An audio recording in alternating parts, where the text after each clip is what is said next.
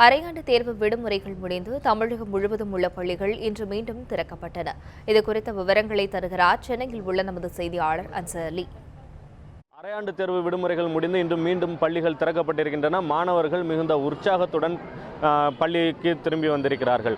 2016ஆம் ஆண்டு முடிந்து புதிதாக 2017ஆம் ஆண்டு பிறந்த பிறகு முதல் நாள் பள்ளி திறப்பதால் தங்களது நண்பர்களை சந்திக்கும் உற்சாகத்துடனும் கல்வி கற்கும் ஆர்வத்துடனும் மாணவர்கள் வந்திருக்கிறார்கள். வழக்கமாகவே அரையாண்டு தேர்வு முடிவு என்பது அந்த புத்தாண்டை கடக்கக்கூடிய காலமாக இருக்கும். எனவே அரையாண்டு தேர்வு முடிந்த பிறகு அந்த விடுமுறை நாட்களில் தாங்கள் எங்கெங்கு சென்றோம், இந்த விடுமுறையை எவ்வாறு கழித்தோம் என்பன உள்ளிட்ட பல்வேறு விஷயங்களை தங்களது நண்பர்களுடன் பகிர்ந்து கொள்வதற்காகவும் புத்தாண்டு வாழ்த்துக்களை தெரிவித்துக் கொள்வதற்காகவும் மாணவர்கள் மிகுந்த ஆவலுடன் இந்த அரையாண்டு தேர்வு முடிந்து பள்ளி திறப்பதை எதிர்பார்ப்பார்கள்.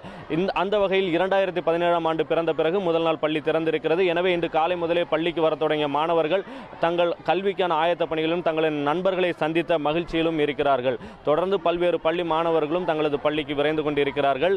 மேலும் அடுத்த பரீட்சைக்கு தயார் செய்வதற்கான தயார் நிலையில் 10ஆம் வகுப்பு மற்றும் 12ஆம் வகுப்பு மாணவர்கள் தங்களது ஆர்வத்தை காட்டி வருகிறார்கள். முழுவாண்டு தேர்வு என்பது 10ஆம் வகுப்பு மற்றும் 12ஆம் வகுப்பு மாணவர்களுக்கு மிக முக்கியமான தேர்வாக இருப்பதால் அவர்கள் அரையாண்டு தேர்விற்கு பிறகு அதற்கான ஆயத்த பணிகளிலும் இறங்கி இருக்கிறார்கள். ஒளிப்பதிவாளர் அகிலனுடன் அன்சர் அலி, நியூஸ் 7 தமிழ், சென்னை.